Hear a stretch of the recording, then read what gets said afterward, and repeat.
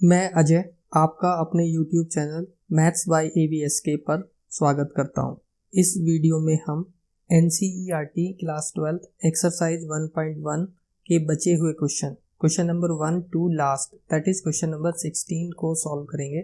Question number 1 से 9 और इस एक्सरसाइज से रिलेटेड थ्योरी आप पहले के वीडियो में देख सकते हैं। इसके बाद आने वाले वीडियो में हम फंक्शन से रिलेटेड थ्योरी पर बात करेंगे, तो वीडियो देखते रहें, मैथ्स करते रहें। चलिए फ्रेंड्स, क्वेश्चन नंबर 10 पर चलते हैं। Let's start student. Read the question carefully. Give an example of a relation which is symmetric but not reflexive not transitive. अब इस क्वेश्चन को करने के लिए आप एक सेट ले लीजिए। Let the set contains 3 elements 1, 2 and 3. On the set A, we will define the relation which is symmetric but not reflexive and transitive also. तो एक रिलेशन लिखते हैं बच्चों, रिलेशन ऑन सेट A। तो फ्रेंड्स एक relation लिखते हैं R जो रिफ्लेक्सिव नहीं होगी, ट्रांजिटिव भी नहीं होगी, बस केवल सिमेट्रिक होगी। तो स्मॉलेस्ट रिलेशन लिखते हैं विच इज सिमेट्रिक। सिमेट्रिक होने के लिए कन्वर्स होना बहुत जरूरी है, तो कन्वर्स इसका लिख देते हैं 2, 1। अब रिलेशन को रिफ्लेक्सिव नहीं बनाना है, तो रिलेशन रिफ्लेक्सिव तभी होती है जब डबलेट्स होते हैं। अब सेट ए में 1, 2, 3 है, तो ये रिलेशन रिफ्लेक्सिव नहीं होगी। होने के लिए क्या होना चाहिए था बताइए आप? 1, 1 होना चाहिए था, 2, 2 भी होना चाहिए था और 3, 3 भी होना चाहिए था। इनमें तो तीनों ही नहीं है। ओके, ट्रांजिटिव भी नहीं होगा ये रिलेशन। इसके पीछे वजह ये है कि देखिए यहाँ पे एक पेयर है हमारे पास 1, 2 और दूसरा पेयर है हमारे पास 2, 1। अगर हम इन 1, 2 और 2, 1 है तो हमारे पास एक पेयर 1, 1 भी होना चाहिए।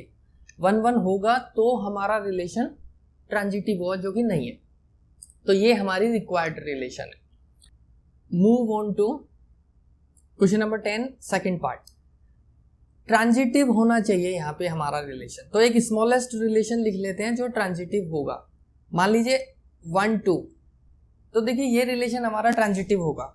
अब ये रिलेशन रिफ्लेक्सिव बिल्कुल नहीं होगा और सिमेट्रिक भी नहीं होगा। सिमेट्रिक होने के लिए इसका रिवर्स होना चाहिए। ठीक है, अब अगली रिलेशन लिखते हैं। एक स्मॉलेस्ट रिलेशन हम लोग लिखते हैं जो ये इक्विवेलेंस रिलेशन होगी। इक्विवेलेंस होगी मतलब ये तीनों होंगी। अब इसमें कुछ एलिमेंट ऐड करते हैं और इस तरह से ऐड करते हैं कि इसकी ट्रांजिटिविटी खत्म हो जाए। मान लीजिए मैंने 2 पेयर ऐड किए, 1, 2 और 2, 3। बस अब ट्रांजिटिविटी खत्म हो जाएगी अगर 1, 2 और 2, 3 ऐड होने के बाद इसमें 1, 3 ना हो तो। अगर 1, 3 ना होगा तो ये ट्रांजिटिव नहीं रहेगी। अब सिमेट्रिक अभी भी रखनी है। देखो 1, 2 तो है, तो सिमेट्रिक होने के लिए इसके पास कितना होना चाहिए? 2, 1 होना चाहिए। अब एक पेयर 2, 3 है, तो सिमेट्रिसिटी तो चाहिए ना आपको, तो 3, 2 यहाँ पर होना चाहिए। अब ये जो रिलेशन आपके पास R आया है ये रिफ्लेक्सिव है, सिमेट्रिक है, लेकिन ये क्या नहीं है? ट्रांजिटिव नहीं। चलिए नेक्स्ट पार्ट की तरफ चलते हैं। रिलेशन हमारा रिफ्लेक्सिव होना चाहिए, ट्रांजिटिव होना चाहिए, बट इस बार सिमेट्रिक नहीं होना चाहिए। तो एक रिलेशन लिख लेते हैं जो इक्विवेलेंस हो और स्मॉलेस्ट हो। तो ये जो स्मॉलेस्ट रिलेशन मैंने लिखी ये तीनों है इस समय। अब इस रिलेशन को सिमेट्रिक नहीं होना चाहिए और ट्रांजिटिव होना चाहिए, तो इसमें कुछ भी ऐड कर दो, 1, 3 ऐड कर देते हैं। तो अब ये रिलेशन रिफ्लेक्सिव तो है, ट्रांजिटिव भी है, लेकिन सिमेट्रिक नहीं है। वजह कि 1, 3 पेयर तो है, 3, 1 भी होना चाहिए था। चलिए आगे बढ़ते हैं। समझ आ गया ना कि ये सिमेट्रिक नहीं है। लास्ट क्वेश्चन करते हैं इसका। रिलेशन सिमेट्रिक होना चाहिए, ट्रांजिटिव होना चाहिए, लेकिन रिफ्लेक्सिव नहीं होना चाहिए। तो ये तो बहुत आसान है। रिफ्लेक्सिव नहीं होना चाहिए मतलब हमारे पास डबलेट्स नहीं होने चाहिए। कोई सा एक डबलेट्स मिसिंग कर देंगे तो भी हमारा काम हो जाएगा। तो हम कोशिश करते हैं कि हम स्मॉलेस्ट रिलेशन लिखें। देखिए हमारे पास सिमेट्रिक होनी चाहिए, ट्रांजिटिव होनी चाहिए। मान लीजिए हमने 1, 2 लिखा, तो 2, 1 होना चाहिए। अब ये रिलेशन ट्रांजिटिव होना चाहिए, तो ट्रांजिटिव होगा तो 1, 1 को होना चाहिए इसमें। देखिए 1, 2 अगर है तो 2, 1 होना चाहिए सिमेट्रिक के लिए। अब अगर ये 2 पेयर आपके पास ऑलरेडी आ गए हैं रिलेशनशिप में, तो एक 1, 1 जरूर होना चाहिए। इससे क्या होगा कि रिलेशन आपकी ट्रांजिटिव भी हो जाएगी, लेकिन रिफ्लेक्सिव नहीं रहेगी।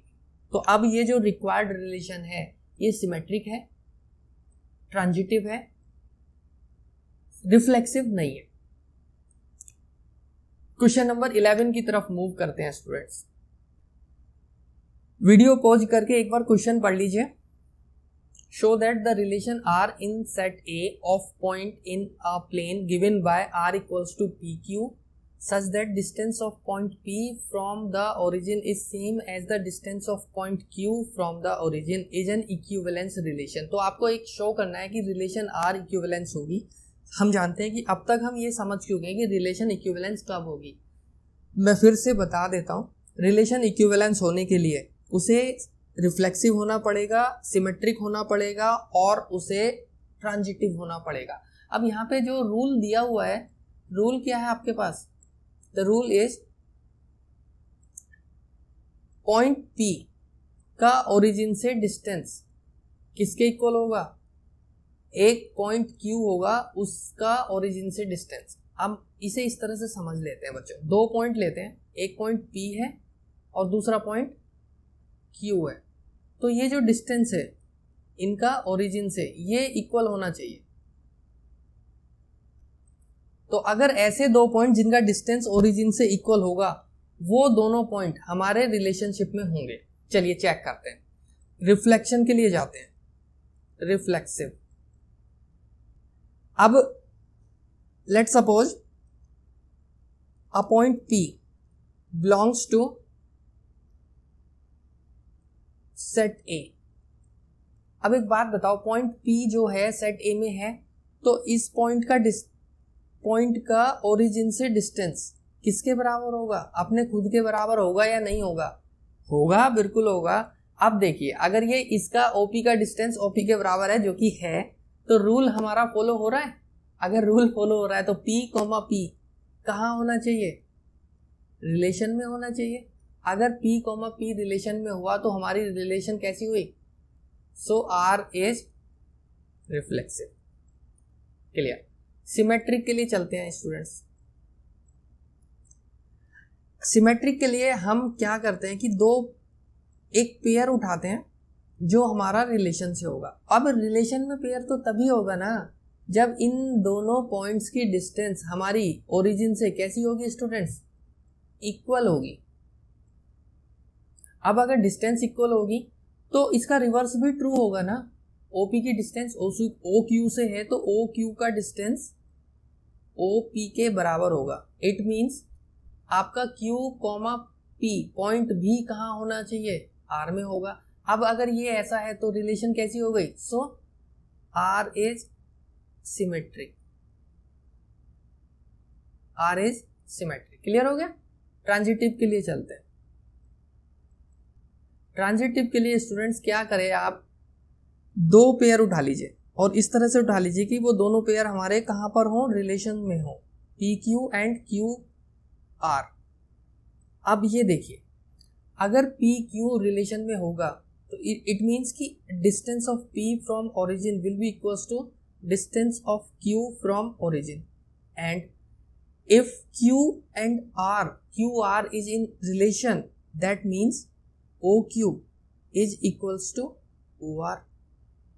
फ्रॉम फर्स्ट एंड सेकेंड देखिए, OP OQ के इक्वल है and OQ is equals to OR। It means OP is equals to OR। अब पॉइंट P और पॉइंट R की ओरिजिन से डिस्टेंस बराबर हो गई। इट मीन्स P और Q, P और R कहाँ होना चाहिए?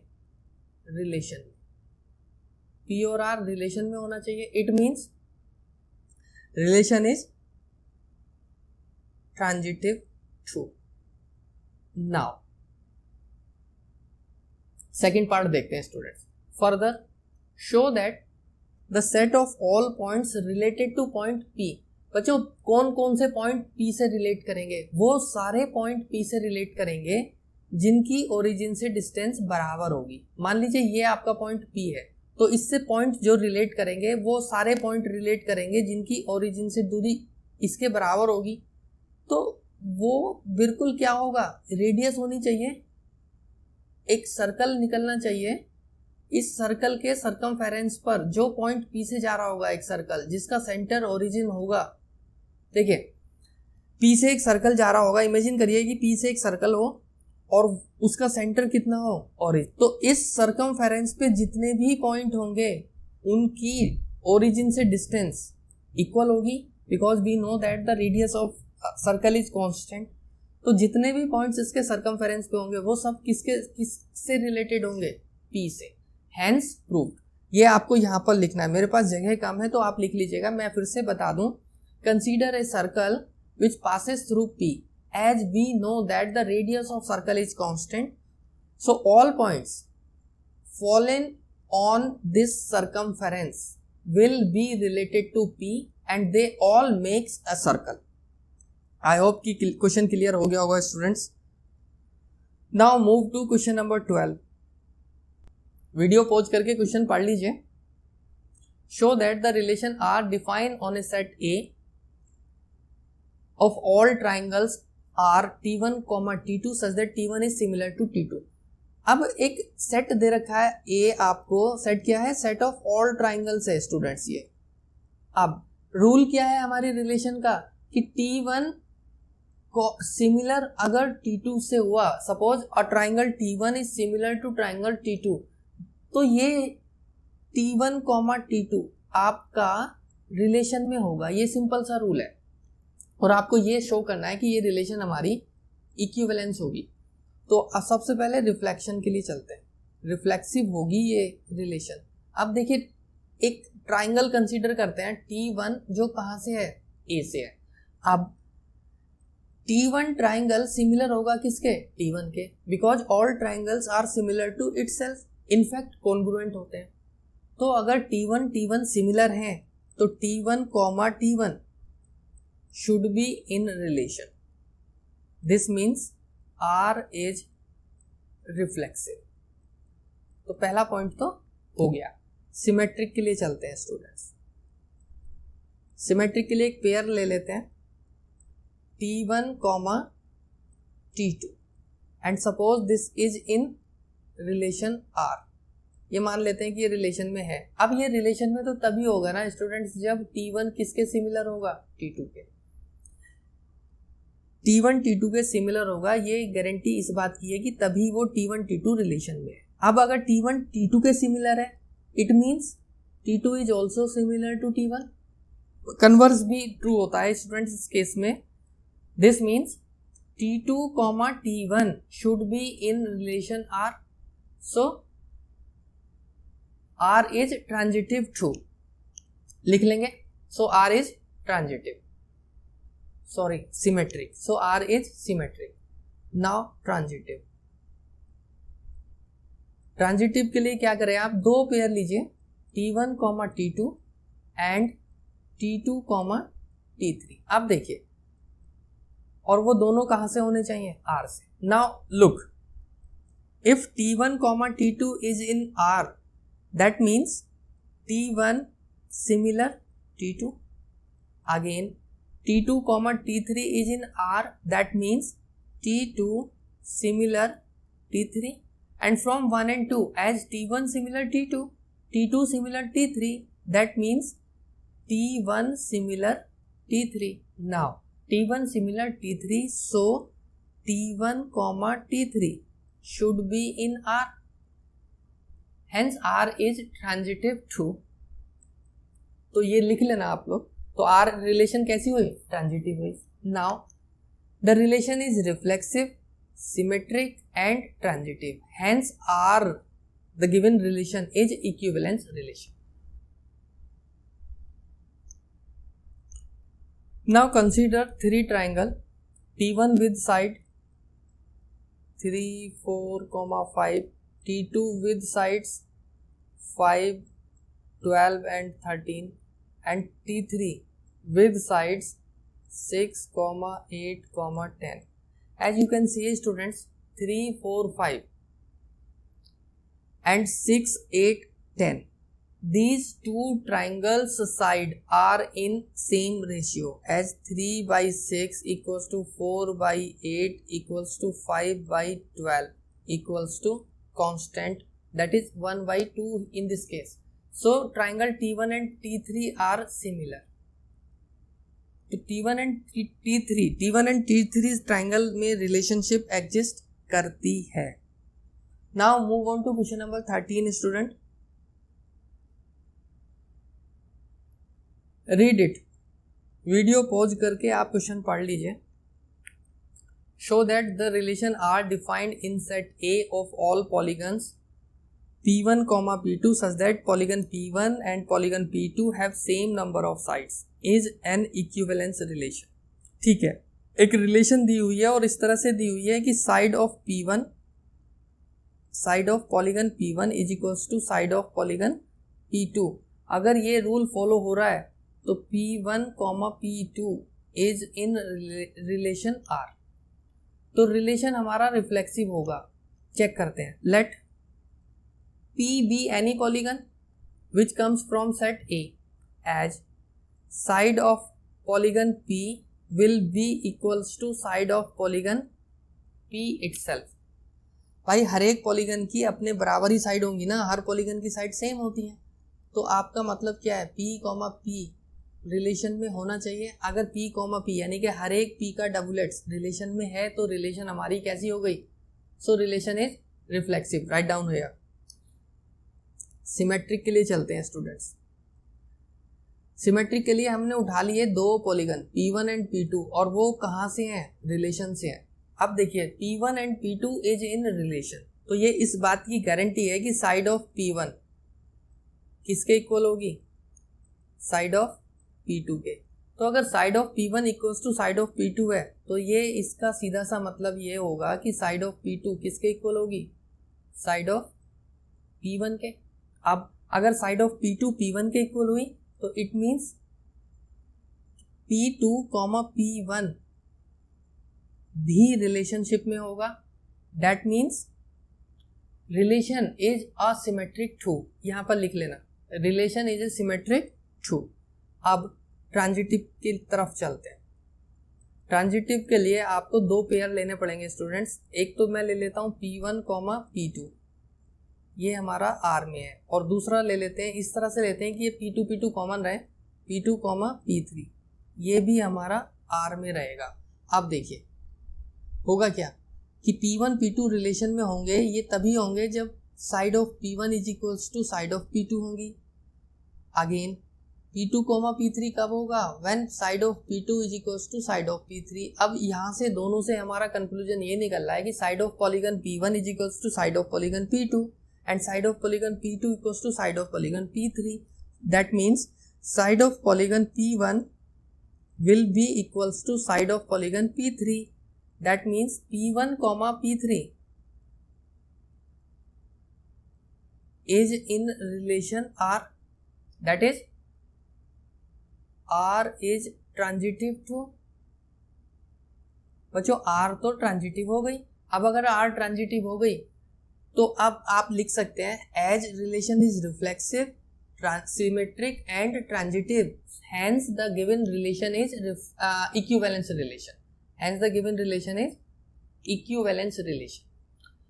Further, what is the set of all elements in A? What is the set of all elements in A related to right angle triangle? देखिए हमें जो रिलेशन दी हुई है इस बात पे डिपेंड ही नहीं करती कि ट्राइंगल राइट एंगल है कैसा है। हमारी जो रिलेशन है वो इस बात पे डिपेंड करती है कि नंबर ऑफ साइड्स कितनी है। तो ट्राइंगल चाहे राइट एंगल हो या कोई सा भी हो, नंबर ऑफ साइड्स 3 होंगी तो वो सारे पॉलीगन ए से रिलेट होंगे जिनमें 3 साइड होंगी, and hence we can say A is related to any triangle. Clear हुआ students? So A is related to any triangles। Clear है? Now move on to question number 14। Video pause करके एक बार question पढ़ लीजिए। Let L be the set of all lines in XY plane and R be the relation in L defined as L1, L2 such that L1 parallel L2। बच्चों आपका जो given rule है वो L1, L2 R में तभी होगा जब L1 parallel होंगी L2 से। अब ये देखिए रिफ्लेक्सिव होगी क्या ये रिलेशन? बिल्कुल रिफ्लेक्सिव होगी। अब एक कोई रिलेशन समझ लेते हैं जो कहाँ से ली गई, एक लाइन समझ लेते हैं जो कहाँ से ली है हमने, गिवन सेट से ली है। तो L पैरेलल L के होगी, बिल्कुल होगी, as we know every line is parallel to itself. अब अगर लाइन अपने आप के पैरेलल है, जो कि रूल फॉलो हो रहा है, तो L, L कहाँ होना चाहिए, R में होना चाहिए, hence R is reflexive. Symmetric के लिए चलते हैं, एक पेयर उठाते हैं L1, L2, ये रिलेशनशिप में होगा। ये रिलेशनशिप में तभी होगा जब L1 किसके पैरेलल होगा, L2 के। अगर स्टूडेंट्स L1 L2 के पैरेलल है तो L2 is also parallel to L1। Now if L2 parallel L1 that means L2, L1 is in relation R। बन गई बात, L1, L2 R में है और L2, L1 भी R में है, हेंस R इज सिमेट्रिक। तो ये रिलेशन आपका सिमेट्रिक हो गया। अब ट्रांजिटिव देखते हैं स्टूडेंट्स। ट्रांजिटिव, लुक, ट्रांजिटिव के लिए आपको इस तरह से दो पेयर लेने हैं कि ये दोनों हमारे रिलेशन से हो। आप देखिए L1, L2 रिलेशन से है, इसका सीधा सा मतलब ये है कि L1 और L2 पैरेलल होंगी। Again L2, L3 is in R, that means L2 parallel L3। और यहां से हमारा कंक्लूजन क्या निकल रहा है, L1 पैरेलल L3। अब L1 और L3 पैरेलल हैं, that means L1, L3 is in relation R। अब तो आप बता सकते हैं कि L1 L2 R में है, L2 L3 भी R में है, दैट मीन्स L1, L3 भी R में है। तो आपका मतलब क्या हो गया कि R is transitive. Now write conclusion, as the given relation is reflexive, symmetric and transitive, so the relation R is equivalence. अब आगे मूव करते हैं, अगला पार्ट देखते हैं।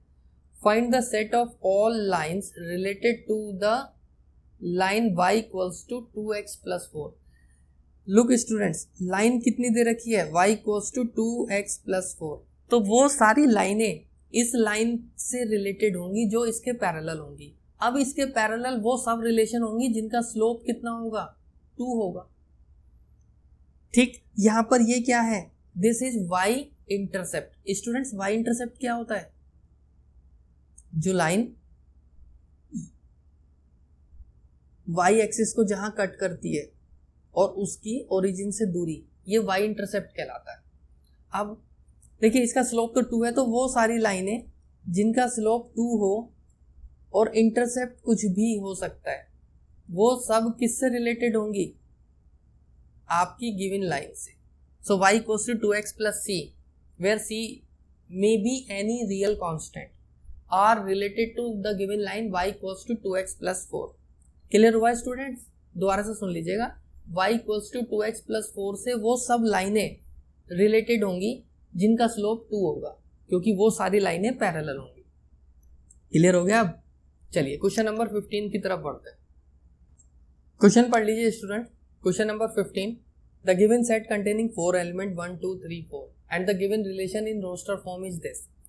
अब रिलेशन रिफ्लेक्सिव होगा अगर इन सारे एलिमेंट्स के डबलेट्स रिलेशनशिप में होंगे। तो देखिए चेक करिए, 1 1 है, 2 2 है, यस, 3 3 भी है, 4 4 है, तो रिलेशन हमारा रिफ्लेक्सिव हो गया।